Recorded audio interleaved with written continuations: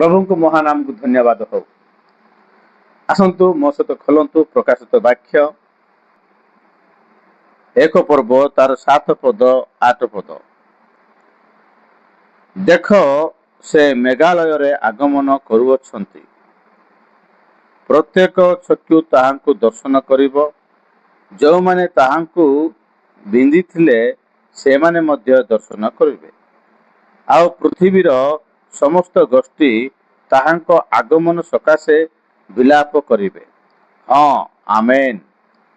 जे वर्तमान भूत और भविष्यत जे सर्वशक्तिमान सही प्रभु ईश्वर कहती आंबे क ओ क्ष। प्रभु पठित वाक्य दे आम समस्त को आशीर्वाद करंतु। छोट प्रार्थना करिबा आओ प्रार्थना कर सारा परे आमे माने वाक्य ध्यान करिबा। सर्वशक्तिमान जीवंत कर सदा प्रभु आश्चर्य पराकांत परमेश्वर आम तुमको धन्यवाद करूछु।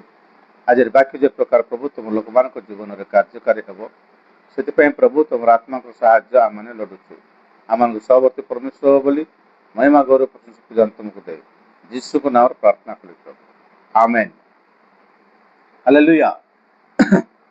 मो प्रिय लोक माने आमे माने देखुछु पढ़िथिबा वाक्य रे एई प्रकार लिखा जाइछि,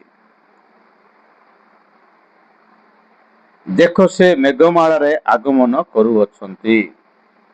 प्रभु जीशु मेघमाला रे आगमन करुअछंती। ए कथा के आमानकु जणाउछंती, ए कथा तांकर स्वयं प्रभु जीशु ख्रीष्टंकर निजर शिष्य कहवा गले से निजर भाई मध्य प्रभुंकर निजर भाई मध्य सी पात्म नामक द्वीपर थाई कि प्रभु को दर्शन कले। प्रभु को दर्शन कला परे प्रभु ताहांकु जहा जहा देखाइबा इच्छा करुअछंती से समस्त विषय से देखाइबा को जाउछंती। से देखु देखु कौन पाई से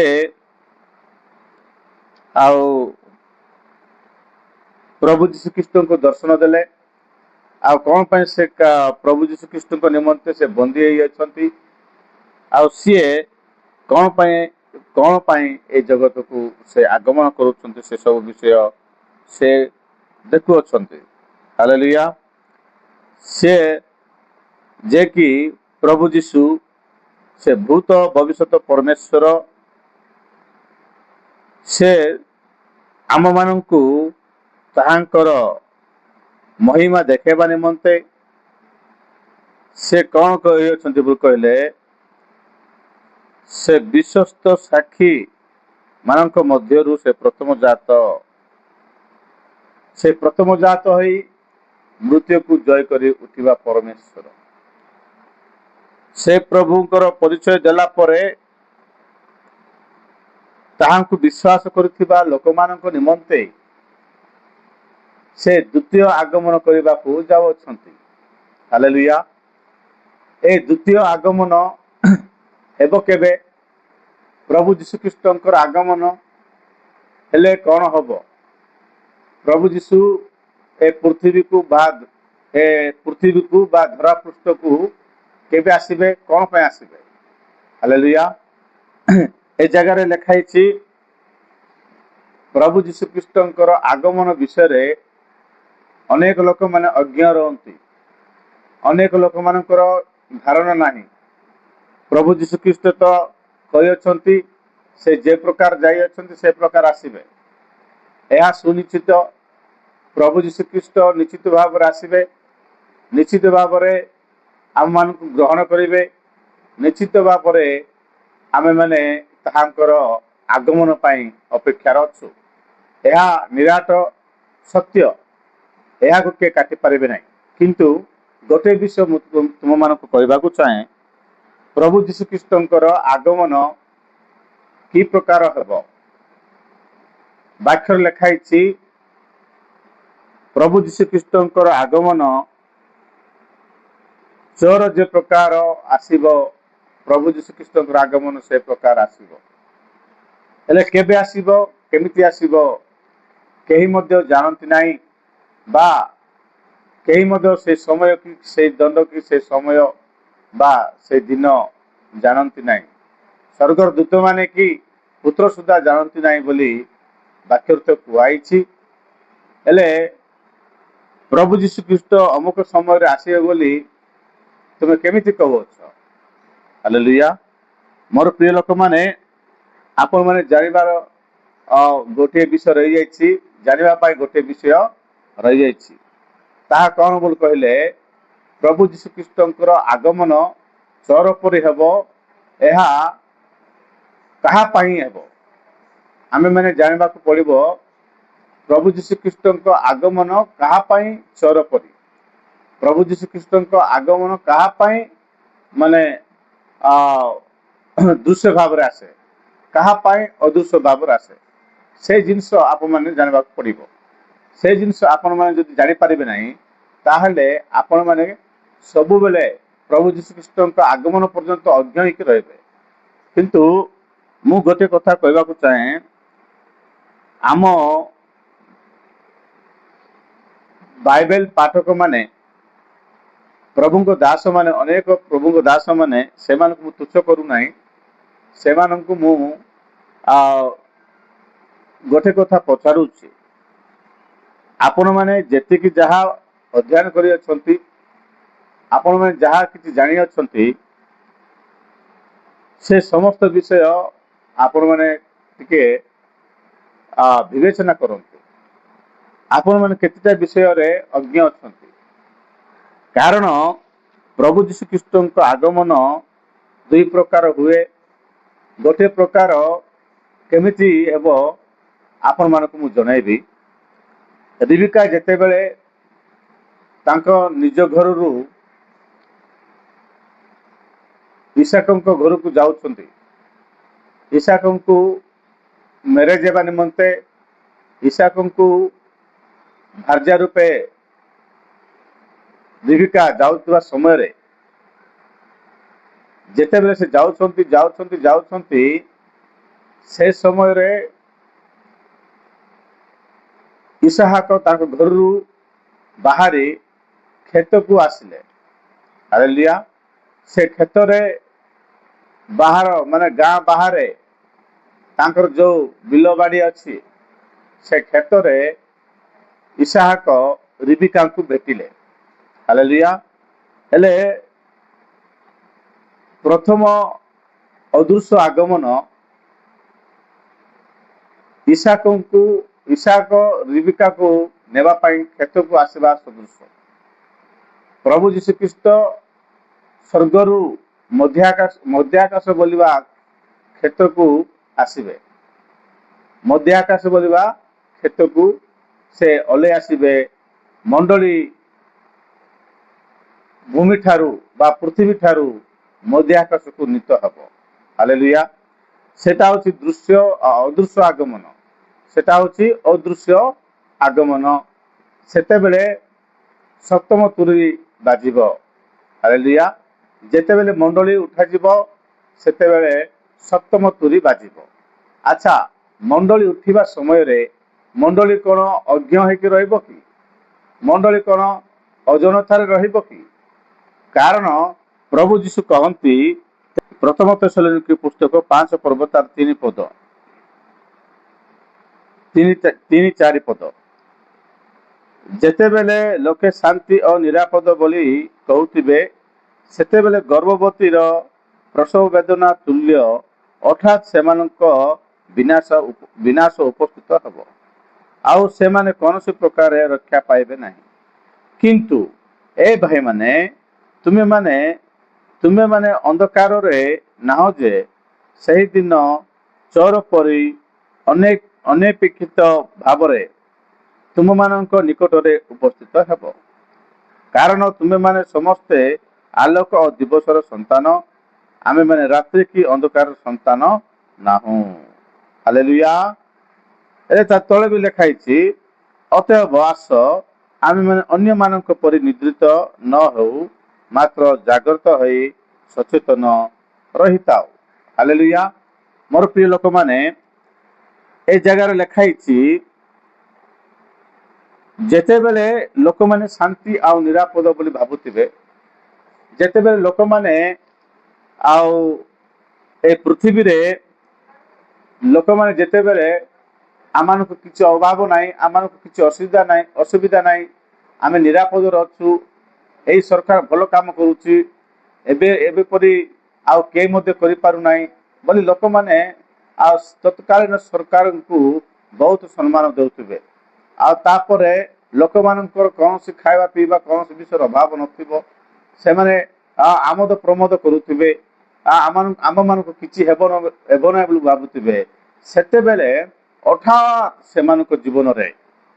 ସେମାନଙ୍କ ଜୀବନରେ ବିନାଶ ଉପସ୍ଥିତ ହବ। ହେଲେ ସେତେବେଳେ ପ୍ରଭୁ ଯୀଶୁ ତାଙ୍କ ଲୋକମାନଙ୍କୁ ସଚେତନ ଦେଇ କହୁଛନ୍ତି କଣ ବୋଲି କହିଲେ, ହେ ମୋର ଭାଇମାନେ, ତୁମେମାନେ ସେ ପ୍ରକାର ନୁହଁ, ହଠାତ୍ ତୁମମାନଙ୍କ ଉପରକୁ ସେଇ ଦିନ ବା ସେ ସମୟ ଆସିବ ନାହିଁ। ହାଲେଲୁୟା। ସେଇ ଦିନ, ସେଇ ସମୟ, ସେଇ ଦଣ୍ଡ କେହି ବି ଜାଣନ୍ତି ନାହିଁ ବୋଲି କହିଲେ।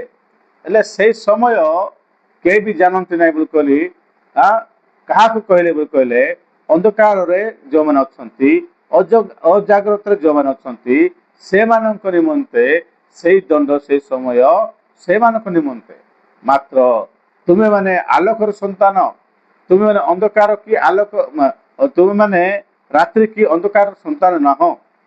ତୁମେମାନଙ୍କ ଉପରକୁ ସେଇଦିନ ହଠାତ୍ ତୁମମାନଙ୍କ ଉପରକୁ ଅନେକ ଭାବରେ ଆସିବା ପାଇଁ ତୁମେମାନେ ଅନ୍ଧାରର ନାହଁ, ତୁମେମାନେ ଆଲୋକର ଲୋକ, ତୁମେ ଆଲୋକର ସନ୍ତାନ ସନ୍ତତି। ହାଲେଲୁୟା। ତୁମେମାନେ ଆଲୋକର ସନ୍ତାନ ସନ୍ତତି ହେଇଥିବାରୁ ସେଇଦିନ ତୁମମାନଙ୍କ ପାଇଁ ମାତ୍ର ଅନ୍ଧକାର ପରି କି ଚୋର ପରି ଆସିବ ନାହିଁ। ହାଲେଲୁୟା। କାରଣ ତୁମେମାନେ ଆଲୋକର ଲୋକ, ତୁମେମାନଙ୍କ ନିମନ୍ତେ ସେଇଦିନ ଚୋର ପରି ନୁହେଁ। ତୁମମାନେ ଯେ ପ୍ରକାର ପରିସ୍ଥିତି ଥିଲେ ମଧ୍ୟ, ଯେଉଁ ଜାଗାରେ ଥିଲେ ମଧ୍ୟ, ତୁମେ ଶୋଇଥିଲେ ମଧ୍ୟ, ଶୋଇଥିଲେ ମଧ୍ୟ, ତୁମେ ଶୋଇଥିଲେ ମଧ୍ୟ, ଉଠିଥିଲେ ମଧ୍ୟ, କାମଦାମ କରୁଥିଲେ ମଧ୍ୟ, ବାହାରକୁ ଯାଇଥିଲେ ମଧ୍ୟ, କୌଣସି ପ୍ରକାର କୌଣସି ସମୟରେ ମଧ୍ୟ ପ୍ରଭୁ ଆମମାନଙ୍କୁ ଗ୍ରହଣ କରିବା ପାଇଁ, ଆମମାନଙ୍କୁ ତାଙ୍କ ରାଜ୍ୟକୁ ନେବା ପାଇଁ ସେ ସର୍ବଦା ଆମମାନଙ୍କ ନିମନ୍ତେ ସେ ଚିନ୍ତା କରୁଅଛନ୍ତି। ସେ ମହାନ ପରମେଶ୍ୱର, ହାଲେଲୁୟା। ସେ ପ୍ରଭୁ ଆମମାନଙ୍କୁ ତାହାଙ୍କ ରାଜ୍ୟକୁ ନେବା ପାଇଁ ସେ ଅଦୃଶ୍ୟ ଆଗମନରେ ମଧ୍ୟ ଆକାଶକୁ ଆସିବେ। ହାଲେଲୁୟା। ସେତେବେଳେ ଆମେମାନେ ପ୍ରଭୁ ଯୀଶୁ ଖ୍ରୀଷ୍ଟଙ୍କୁ ମଧ୍ୟ ଆକାଶରେ ଭେଟିବୁ।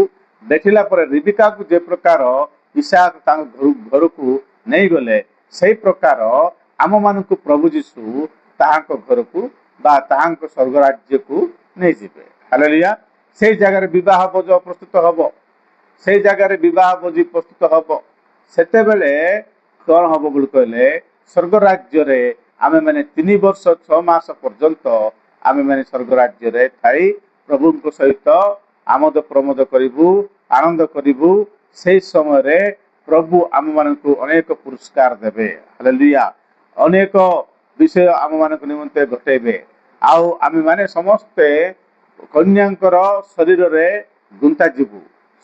କନ୍ୟାଙ୍କର ଶରୀରରେ ଗୁନ୍ଥା ଗଲା ପରେ କେ କୋଉ ସ୍ଥାନ ରହିବାର ଅଛି, ସେ ସମସ୍ତ ସ୍ଥାନ ନିର୍ଣ୍ଣୟ କଲା ପରେ ଆମେମାନେ ସମ୍ପୂର୍ଣ୍ଣ ହେବାକୁ ଯିବା ସମୟରେ ଆଉ ଶେଷ ତୁରି ଧ୍ୱନି ଗୋଟେ ବାଜିବ। ହାଲେଲୁୟା। ଶେଷ ତୁରି ଧ୍ୱନି, ପୃଥିବୀରେ ଶେଷ ତୁରି ଧ୍ୱନି ଗୋଟେ ଶୁଭାଯିବ। ସେତେବେଳେ ଆମେମାନେ ସମସ୍ତେ ସ୍ୱର୍ଗ ରାଜ୍ୟ ଶେଷ ତୁରି ଧ୍ୱନି ବାଜିବା ସମୟରେ ଆମେମାନେ ପ୍ରଭୁ ଯୀଶୁ ଖ୍ରୀଷ୍ଟଙ୍କୁ ପ୍ରଭୁଙ୍କ ପାଖକୁ ଉଠାଯିବୁ। କିନ୍ତୁ ଯେତେବେଳେ 3 ବର୍ଷ 6 ମାସ ଶେଷ ହେଇଯିବ, ତାପରେ ପ୍ରଭୁ ଯୀଶୁ ଖ୍ରୀଷ୍ଟ ଡାଇରେକ୍ଟ ଆମମାନଙ୍କୁ ଧରିକିରି ସେ ପୃଥିବୀ ଉପରକୁ ଅବତରଣ କରିବେ।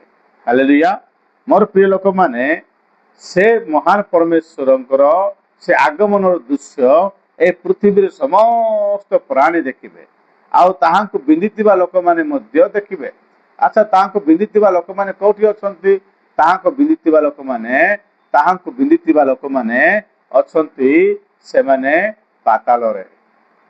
ତାହାକୁ ବିନ୍ଦିଥିବା ଲୋକମାନେ ପ୍ରଭୁ ଯୀଶୁଖ୍ରୀଷ୍ଟଙ୍କ ସୁସମାଚାରରେ କେତେ ଲୋକ ବିଶ୍ୱାସ ମଧ୍ୟ କରିଥିଲେ, ଆଉ କେତେ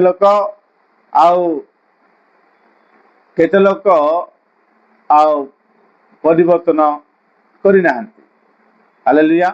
କିନ୍ତୁ ତାଙ୍କୁ ବିନ୍ଦିଥିବା ଲୋକମାନେ ମଧ୍ୟ ଦେଖିବେ। ପୁଣି ସେତେବେଳେ ପ୍ରଭୁ କହନ୍ତି, ଜହନ କହନ୍ତି ଯେ ମହାନ ପରମେଶ୍ୱର, ସେ ଭୂତ ପରମେଶ୍ୱର, ଭବିଷ୍ୟତ ପରମେଶ୍ୱର, ବର୍ତ୍ତମାନର ପରମେଶ୍ୱର, ସେ ଆମମାନଙ୍କୁ ଆଶ୍ୱସ୍ତି ଦେଉଛନ୍ତି, ତୁମେମାନେ ସଦାସର୍ବଦା ପ୍ରସ୍ତୁତ ଥାଅ, ତୁମମାନଙ୍କ ପାଇଁ ରାଜାମାନଙ୍କ ରାଜା, ପ୍ରଭୁମାନଙ୍କ ପ୍ରଭୁ ମଧ୍ୟ ଆକାଶକୁ ଆସୁଅଛନ୍ତି।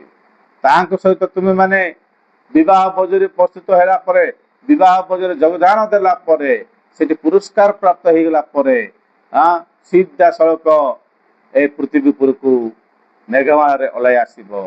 ସେତେବେଳେ ପୃଥିବୀର ଲୋକମାନେ ସମସ୍ତେ ବିଳାପ କରିବେ, ଆୟ ଆୟ, ଆମେମାନେ ଏଇ ପ୍ରକାର ମହାପରିତ୍ରାଣକୁ ଆମେମାନେ ଅବହେଳା କଲୁ, ସେଥିପାଇଁ ଆମେମାନେ ପ୍ରଭୁ ଯୀଶୁଖ୍ରୀଷ୍ଟଙ୍କ ସହିତ ମେଘମାଳରେ ଅବତରଣ କରିପାରିଲୁ ନାହିଁ, ପ୍ରଭୁ ଯୀଶୁଖ୍ରୀଷ୍ଟଙ୍କ ସହିତ ଆସିପାରିଲୁ ନାହିଁ। ଆମେ ପୃଥିବୀରେ ଆକା ରହିଗଲୁ। ଅଳ୍ପ ବିଶ୍ୱାସ ମାନେ ସମସ୍ତେ ବେଦନାରେ, ଦୁଃଖରେ, ଛାତିରେ ମାରି ହେଇ କାନ୍ଦିବେ। ମୋର ପ୍ରିୟ ଲୋକମାନେ, ଆମ ଏଇ ସିଏନ ମଣ୍ଡଳର ଖ୍ରୀଷ୍ଟିଆନ ମିନିଷ୍ଟ୍ରିର ବାକ୍ୟ ଆପଣମାନେ ଶୁଣନ୍ତୁ। ଯେହେତୁ ଆପଣମାନେ ଆଶୀର୍ବାଦ ପ୍ରାପ୍ତ ହେବେ, ପ୍ରକାଶିତ ବାକ୍ୟ ଆମେ ପୁଙ୍ଖାନୁପୁଙ୍ଖେ ଆପଣମାନଙ୍କୁ ଗୋଟି ଗୋଟି ପଦରେ କଣ କଣ ଅର୍ଥ ଅଛି ସେ ସବୁ ବିଷୟ ଆପଣମାନଙ୍କୁ ଜଣେଇବୁ। ହାଲେଲୁୟା। ପ୍ରଭୁ ଯୀଶୁ ଆଗମନ କରିବା ସମୟରେ ଆମେମାନେ ଯେ ପ୍ରକାର ଅନିନ୍ଦନୀୟ ଦେଖାଯିବା, ଅନିନ୍ଦନୀୟ ପ୍ରଭୁଙ୍କ ଠାରେ ଦେଖାଯିବା, ତାହେଲେ ସେ ଆମକୁ ଗ୍ରହଣ କରିବେ। ଆମେ ଯଦି ନିନ୍ଦା ପାତ୍ର ହେଇଯିବୁ, ତାହେଲେ ପ୍ରଭୁ ଆମକୁ ଗ୍ରହଣ କରିବେ ନାହିଁ। ତେଣୁ ମୋର ପ୍ରିୟ ଲୋକମାନେ, ଆଜିର ବାକ୍ୟ ତୁମମାନଙ୍କ ଜୀବନରେ କାର୍ଯ୍ୟକାରୀ ହେଇଛି ବୋଲି ଆମେ ବିଶ୍ୱାସ କରି ଆଜିର ଏଇ ବାକ୍ୟକୁ ଆମେ ଏଇଠି ରଖୁଛୁ। ଆପଣମାନେ ସମସ୍ତେ ପ୍ରସ୍ତୁତ ହୋଇ ଜୀବନ ଯାପନ କରି କାଲିକୁ ପୁନର୍ବାର ଏଇ ଆମ ସିଏନ ମଣ୍ଡଳୀ ଖ୍ରୀଷ୍ଟିଆନ ମେସେଜ ଶୁଣିବ ବୋଲି ଆମେ ଆଶା କରୁଛୁ। ପ୍ରଭୁ ପଠିତ ବାକ୍ୟ ଦେଇ ଆମ ସମସ୍ତଙ୍କୁ ଆଶୀର୍ବାଦ କରନ୍ତୁ। ଆମେନ୍, ଆମେନ୍।